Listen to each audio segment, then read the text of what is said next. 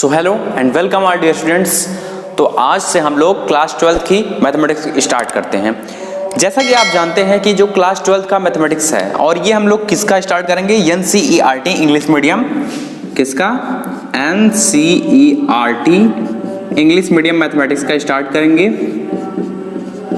English medium. ठीक है, तो NCERT English medium mathematics start करने से ये फायदा होगा कि जो यूपी बोर्ड के इंग्लिश मीडियम के स्टूडेंट होंगे वो भी पढ़ लेंगे और जो सीबीएसई बोर्ड के इंग्लिश मीडियम के स्टूडेंट होंगे वो भी पढ़ लेंगे, क्योंकि दोनों UP board English medium, CBSE board English medium एकदम सेम है।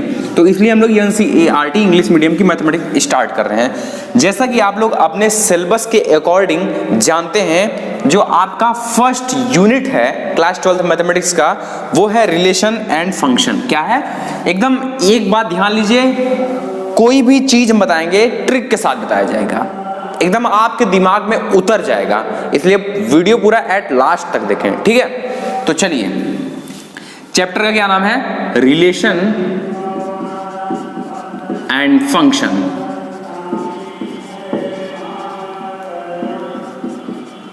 Okay, what is chapter name, relation and function. तो इस चैप्टर को हम लोग पढ़ें उससे पहले कुछ बेसिक टर्म्स हैं, कुछ बेसिक टर्मिनोलॉजी हैं जिसको हम लोग यहाँ पर पढ़ लें, जो कि हम लोग क्लास 11th में पढ़ चुके हैं, मतलब कि हम लोग रिमेंबर कर लेंगे। तो जो the first heading which we are going to study here firstly, that is Cartesian product. You all have already listened the topic, the heading Cartesian product. What is the definition of Cartesian product and how can we solve any question regarding Cartesian products? So let us take some examples, definition of Cartesian products. So put your heading Cartesian product. Cartesian product.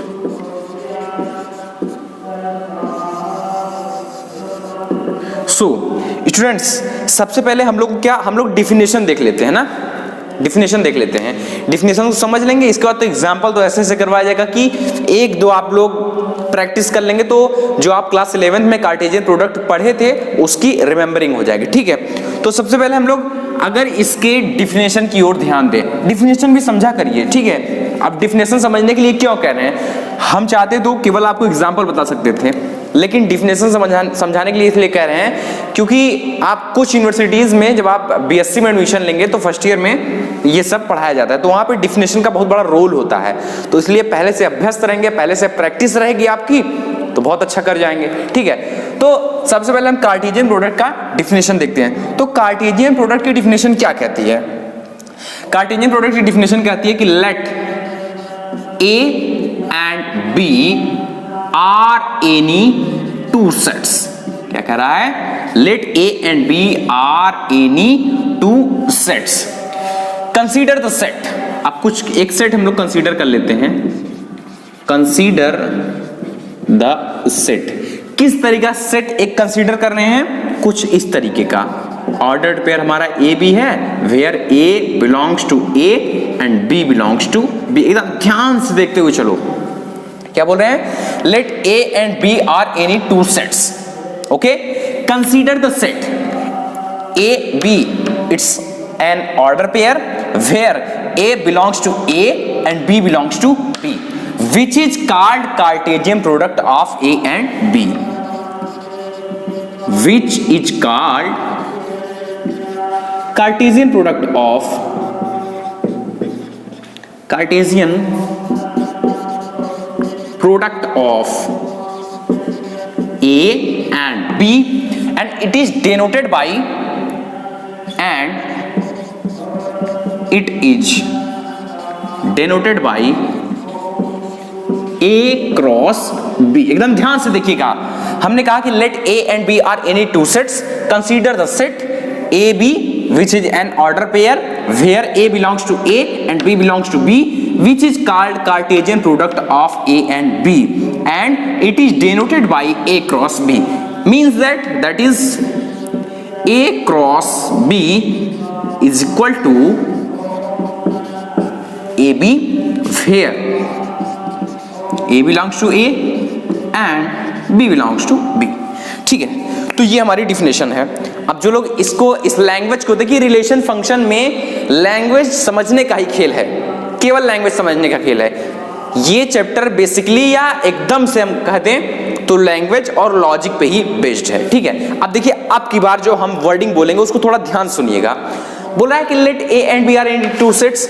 सबसे पहली बात तो हमको दो set दे दिया गया है। कितने सेट? दो सेट दे दिया गया है।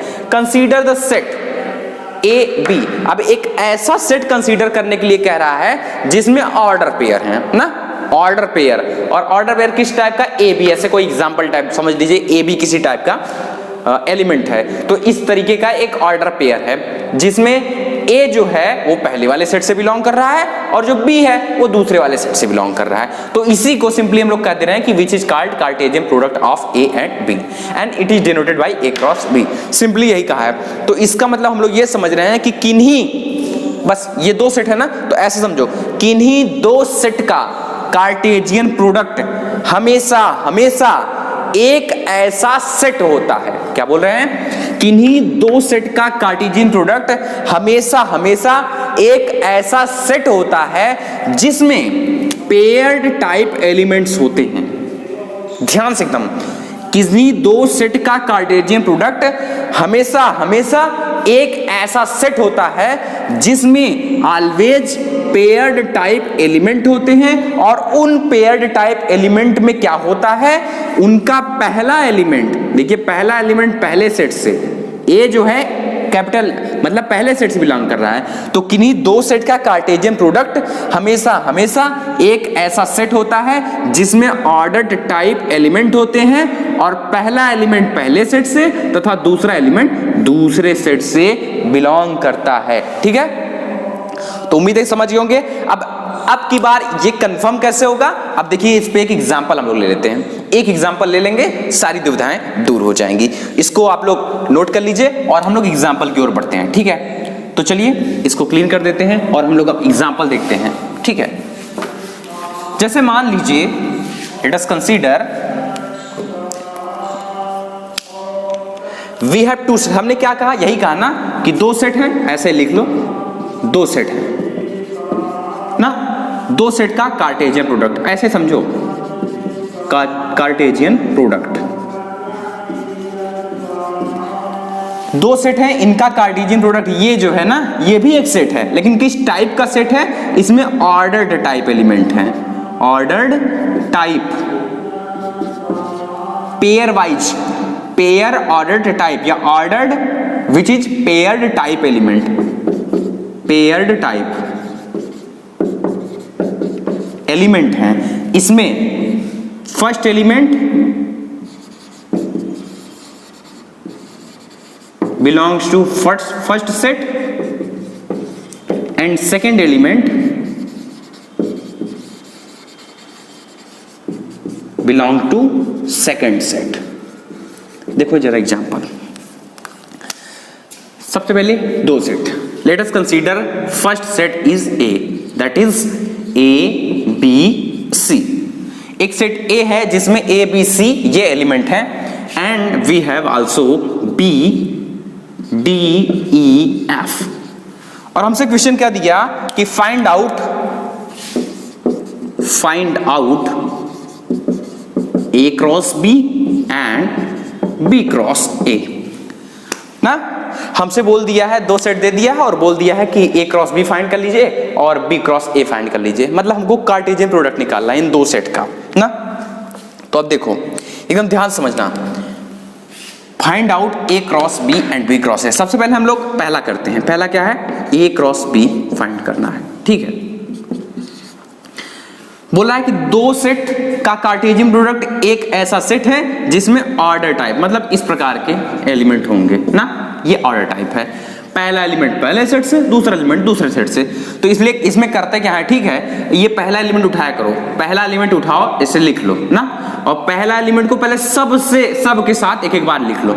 डी ई एफ है तो डी ई एफ ऐसे लिख लो, इसको एक बार डी के साथ, इसको एक बार ई के साथ, इसको एक बार एफ के साथ। तो क्या हो जाएगा? ए जो है सबसे पहले इन तीनों के साथ हो जाएगा, तो ए डी हो जाएगा, ए ई हो जाएगा और ए एफ हो जाएगा। फिर क्या, दूसरा एलिमेंट क्या है, B है ना। अब B को भी इन 3 के साथ, मतलब हम कहना क्या चाह रहे हैं, ये जो B है अब इसको किसके साथ, D E F के साथ। क्या हो जाएगा, D E F। चलो एक बार B को D के साथ, B को E के साथ, B को F के साथ, तो क्या हो जाएगा, B D, क्या हो जाएगा, B E, क्या हो जाएगा, B F हो जाएगा। ठीक है, अब फिर अब ये थर्ड वाला एलिमेंट पकड़ो। अब इसी प्रकार थर्ड को भी इन तीनों के साथ ना, जैसे A को तीनों के साथ, B को तीनों के साथ किए हैं, वैसे अब C को भी तीनों के साथ कर दो, तो क्या हो जाएगा, C D हो जाएगा, C E हो जाएगा और C F हो जाएगा। ठीक है, अब देखो हमने क्या कहा था, हमने कहा था कि दो सेट हैं, उनका कार्टेशियन प्रोडक्ट भी एक सेट है, तो ये कार्टेशियन प्रोडक्ट हम निकाले हैं। अब ध्यान से देखो, ये एक सेट तो है ही, तो डिफिनेशन एकदम पार्ट वाइज डिफिनेशन पढ़ो, एकदम स्टेप वाइज डिफिनेशन समझ जाओगे। दो सेट हैं, ये दो सेट थे, इनका कार्टेशियन प्रोडक्ट भी एक सेट होगा। हमने कार्टेशियन प्रोडक्ट निकाला, ये भी एक सेट है जिसमें ऑर्डर्ड टाइप यानी कि पेयर्ड टाइप एलिमेंट हैं, पेयर्ड टाइप एलिमेंट हैं, सब पेयर्ड टाइप एलिमेंट है। ठीक है, जिसमें फर्स्ट एलिमेंट फर्स्ट सेट से and second element second set से। देखो ये पहला वाला एलिमेंट कहां से है, ए जो है पहले सेट से है, और डी जो है ये देखो दूसरे सेट से है। ऐसे हर पेयर्ड वाइज एलिमेंट के लिए है, ए जो है यहाँ पे पहले सेट से है, ई जो है दूसरे सेट से है ना। कोई भी बीच में से भी ले लो, ये सी देखो, सी पहले सेट से है और ई कहां से है, ई दूसरे सेट से है। तो वही बात है कि किन्हीं दो सेट का कार्टेशियन प्रोडक्ट हमेशा एक ऐसा सेट होता है जिसमें पेयर्ड टाइप एलिमेंट होते हैं, वेयर पहला एलिमेंट पहले सेट से एंड दूसरा एलिमेंट दूसरे सेट से बिलोंग करता है। बस इतना है। चलिए एक बार B क्रॉस ए भी निकाल लेते हैं हम लोग ना, और क्लियर हो जाएगा। चलिए B क्रॉस ए निकाल लेते हैं। अब की बार क्या कह रहा है, B क्रॉस ए, B क्रॉस ए ये कह रहा है निकालने के लिए। ठीक है, हमसे A क्रॉस B कहा था, तो हमने A वाले एक एक एलिमेंट को पकड़ के तीनों के साथ लिख दिया। अब B क्रॉस A कह रहा है, मतलब हम B वाले एलिमेंट को पकड़ के A वाले के सारे एलिमेंट के साथ लिख देंगे। बहुत सिंपल है, आप बस ध्यान से देखो, आपको तो एक्सपर्ट कर दिया जाएगा। ठीक है, देखो अब B वाला एक एक एलिमेंट पकड़ते हैं, पेयर्ड वाइज एलिमेंट होंगे। सबसे पहले B वाले के पहले एलिमेंट को पकड़ेंगे D। अब इन तीनों के साथ A B C 1 2 3, इन तीनों के साथ एक एक बार लिखना है। क्या हो जाएगा, DA DB DC। ओके, इसके बाद अब फिर से क्या हो जाएगा, चलो अब क्या, अब सेकंड वाले पकड़ो, E को इन तीनों के साथ, E को इन तीनों के साथ, तो E को इन तीनों के साथ करोगे तो क्या हो जाएगा, EA EB EC। फिर अब F को इन तीनों के साथ, तो क्या हो जाएगा, FA FB FC। ठीक है, तो ये सिंपली था क्या, Cartesian product of two sets. Okay, so आइए हम लोग आपको कुछ क्वेश्चन दे रहे हैं, एक क्वेश्चन दे रहे हैं, उसको आप लोग कर लीजिए, तो कार्टेशियन प्रोडक्ट एकदम से क्लियर हो जाएगा। जैसे ये क्वेश्चन आप कीजिएगा, ठीक है, एक्सपर्ट हो जाएंगे। जैसे मान लीजिए कोई सेट X है जिसमें कुछ एलिमेंट हैं 1 2 3, ओके, Y जिसमें 4 5 6। फाइंड आउट, क्या क्या फाइंड करना है, ये आपके लिए है, आप लोग करेंगे तो आपकी प्रैक्टिस बन जाएगी। X cross X, okay, Y cross Y, okay, X cross Y, okay, and Y cross X। इसको इतना आप लोग कर लीजिएगा, आपका रिमाइंड हो जाएगा। ओके, सो अब हम लोग अपने नेक्स्ट टॉपिक की ओर बढ़ते हैं, और नेक्स्ट टॉपिक हमको क्या पढ़ना है, रिलेशन। ओके, सो इसको क्लीन कर लेते हैं, हम लोग आगे बढ़ते हैं।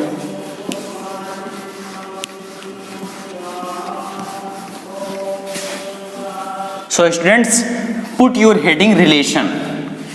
What, relation.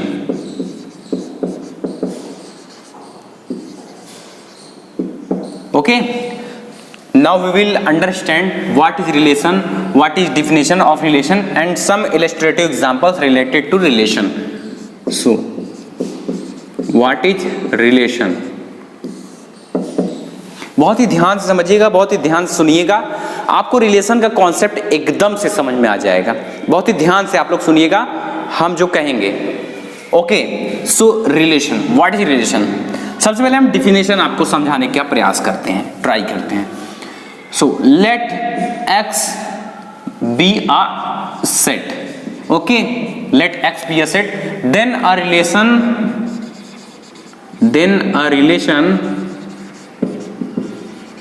on a set x is subset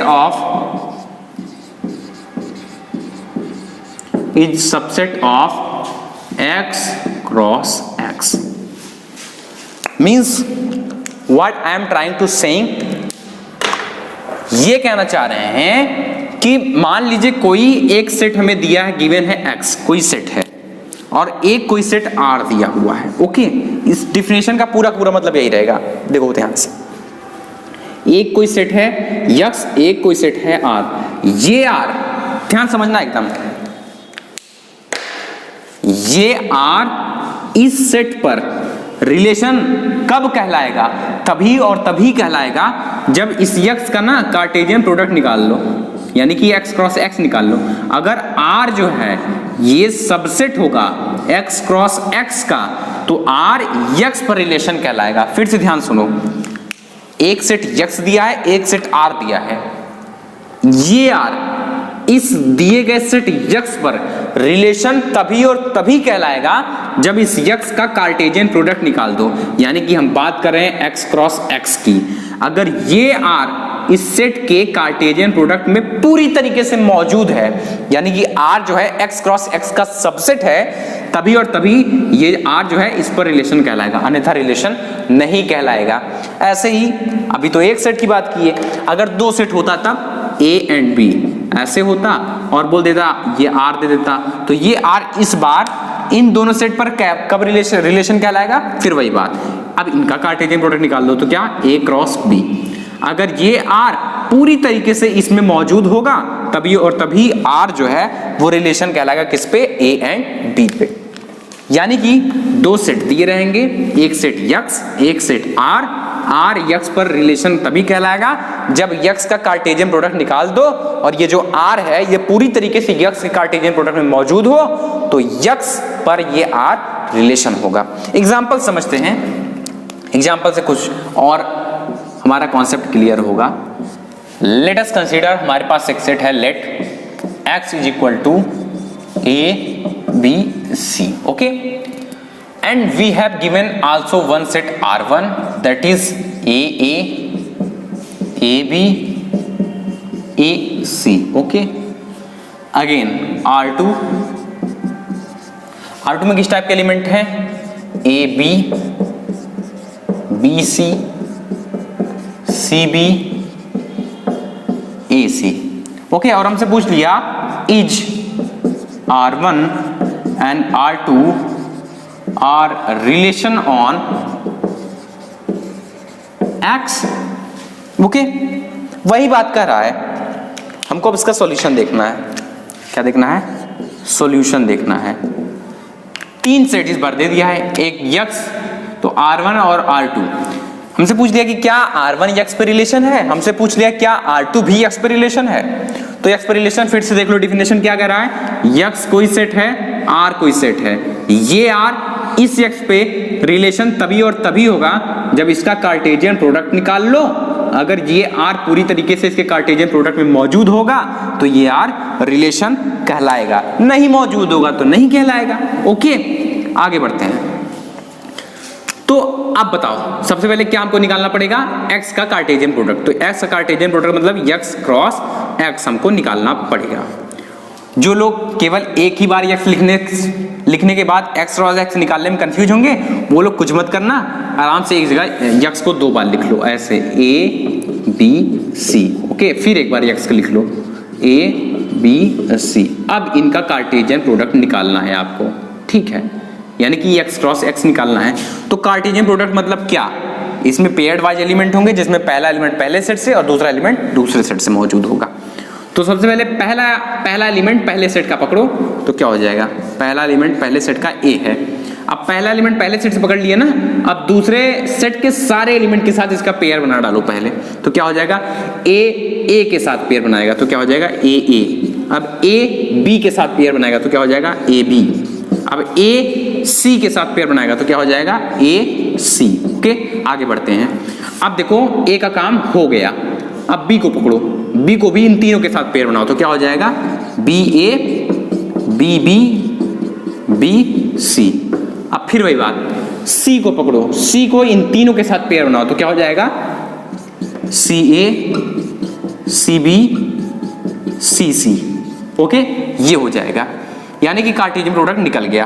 अब क्या R1 x पर रिलेशन है? कब ये कंफर्म होगा? जब R1 पूरी तरीके से इस x का कार्टेशियन प्रोडक्ट में मौजूद होगा।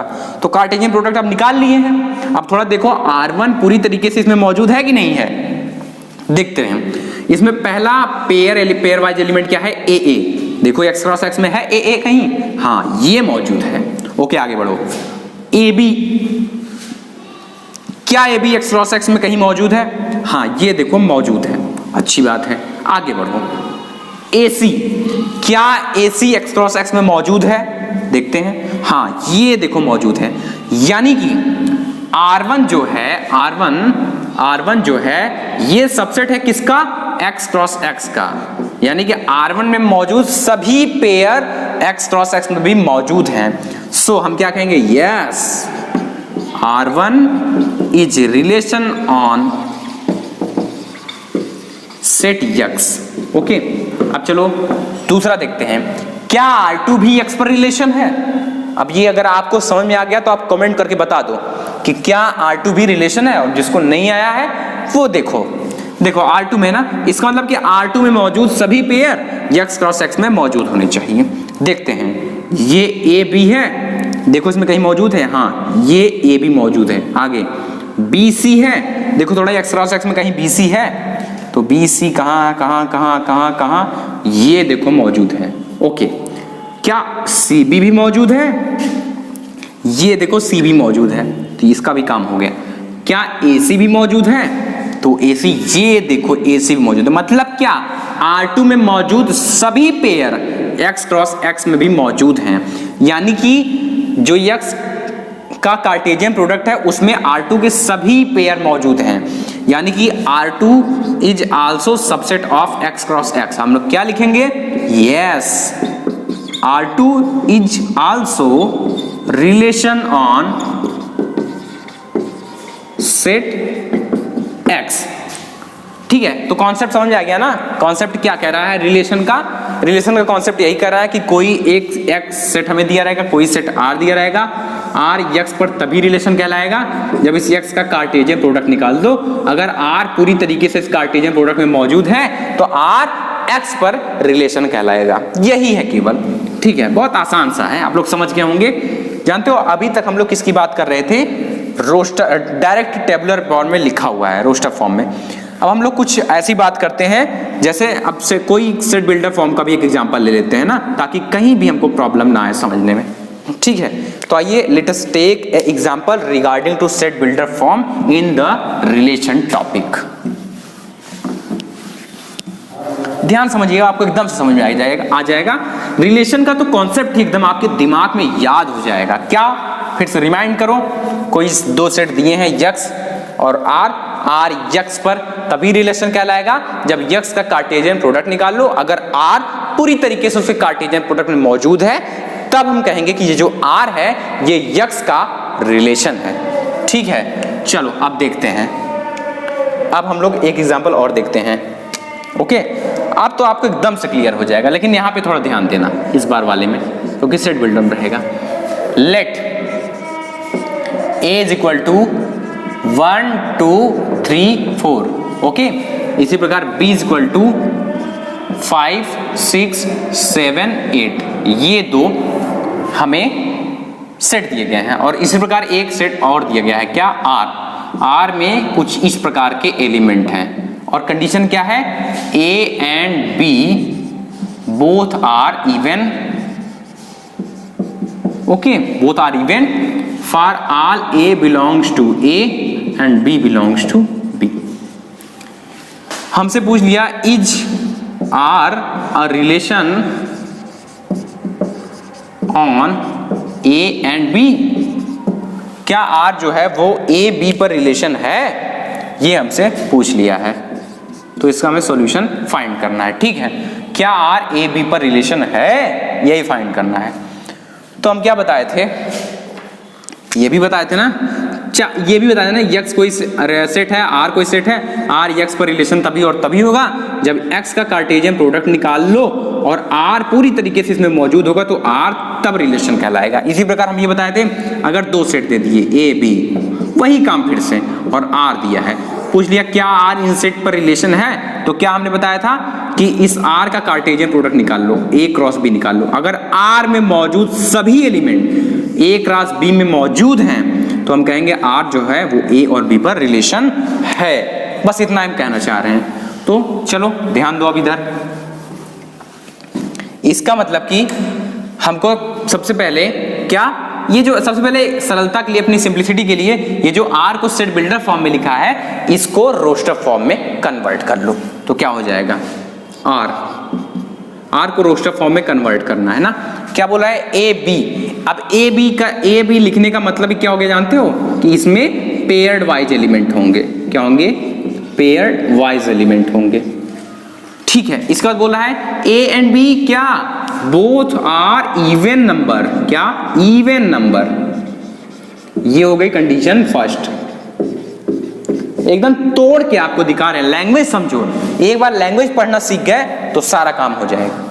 चलो इसके बाद यहां पे क्या दिया है, पहला एलिमेंट पहले सेट से है और दूसरा एलिमेंट दूसरे सेट से। ये हो गई कंडीशन सेकंड। ओके, आगे बढ़ते हैं। अब ये आर है, आर कुछ इस तरीके से डिफाइन है, इसको हम लोग रोस्टर में चेंज कर रहे हैं। चलो लेते हैं। तो पहली कंडीशन क्या है, इवन नंबर हो। कौन कौन, सब में, ए में भी इवन नंबर हो, बी में भी इवन नंबर हो। तो इसका मतलब कि हमें केवल यहाँ ए में केवल 2 4 से मतलब है और बी में 6 8 से मतलब है, बाकी सब तो कोई इवन नंबर है ही नहीं। तो मतलब क्या होगा उनसे, क्योंकि कंडीशन में ही कह दिया है कि इसमें केवल उसी प्रकार के एलिमेंट हैं जो इवन नंबर हैं। अगर वो इवन नंबर नहीं है तो इस वाले सेट में वो मौजूद नहीं होंगे। ओके, आगे बढ़ते हैं। और बोल दिया कि पहला एलिमेंट जो है वो पहले सेट से होना चाहिए और दूसरा एलिमेंट दूसरे सेट से होना चाहिए। तो अब ये समझ लो ना कि रियलिटी में जो ए दिया है वो क्या दिया है, 2 4, और बी जो दिया है वो क्या दिया है, 6 8।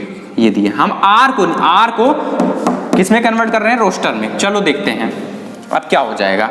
पहले पहला एलिमेंट लो, क्या हो जाएगा 2, पहला एलिमेंट पहले सेट से, दूसरा एलिमेंट दूसरे सेट से, तो क्या हो जाएगा 6। 2 6 के साथ हो गया, अब 2 8 के साथ कर लो, क्या हो जाएगा 2 8।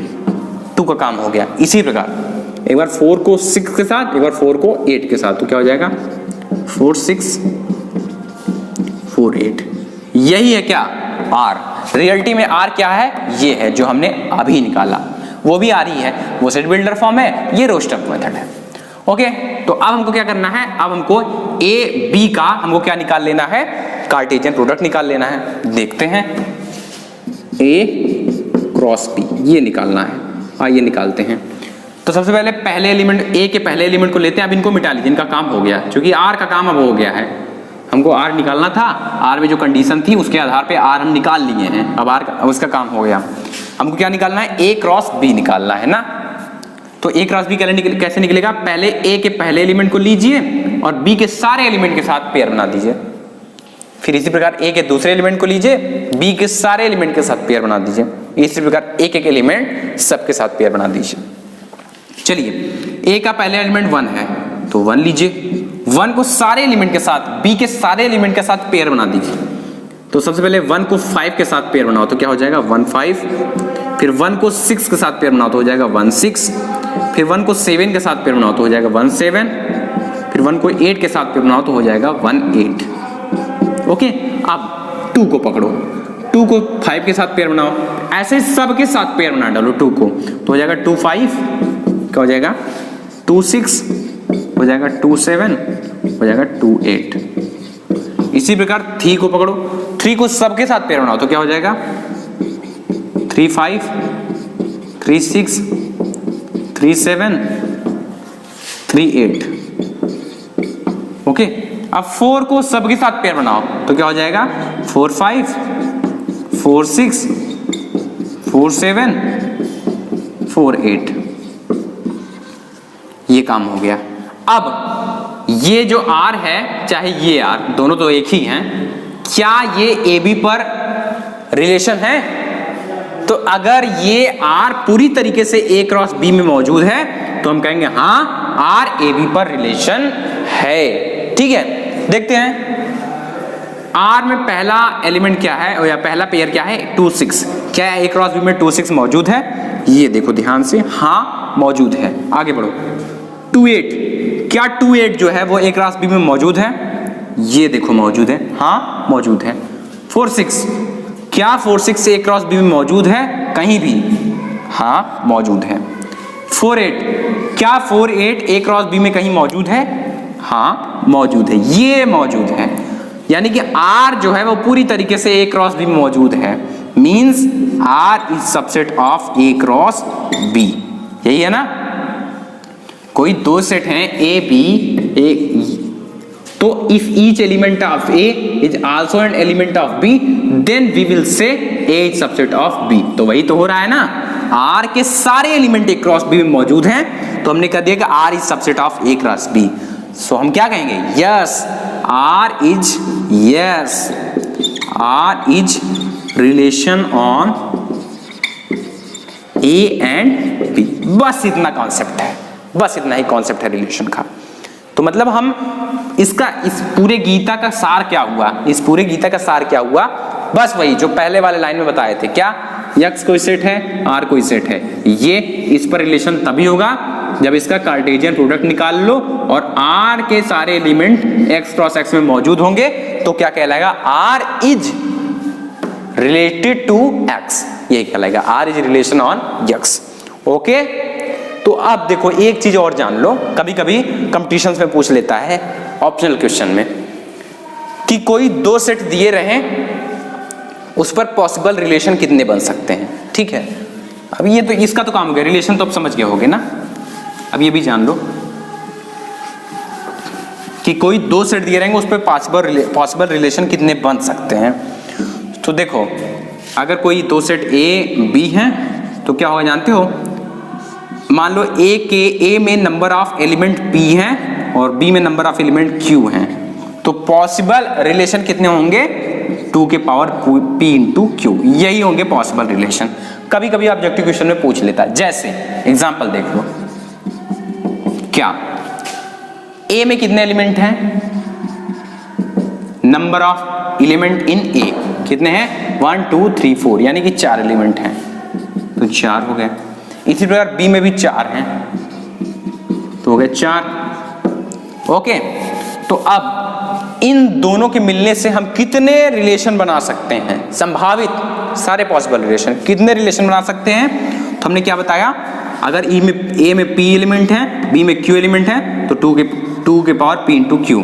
तो A में 4 एलिमेंट है, B में 4 एलिमेंट है, तो 2 के पावर 4 इंटू 4, यानी कि 2 पावर 16। इतने रिलेशन बन सकते हैं, और हम चर्चा कुछ एक की कर रहे हैं हम लोग ना, कि नहीं दो सेट पर इतने रिलेशन बन सकते हैं। समझ आया ना? तो ये किसकी चर्चा थी? हम लोग कार्टेशियन प्रोडक्ट की चर्चा किए, हम लोग रिलेशन की चर्चा किए, तो ये पूरा कॉन्सेप्ट था रिलेशन का। अब नेक्स्ट वीडियो हम लोग देखेंगे टाइप्स ऑफ रिलेशन की। ठीक है, तो आज के लिए हम लोग इतना ही करते हैं, दीजिए इजाजत, चलते हैं। चैनल को सब्सक्राइब कीजिए और नेक्स्ट वीडियो में मिलते हैं टाइप्स ऑफ रिलेशन के साथ। Bye bye.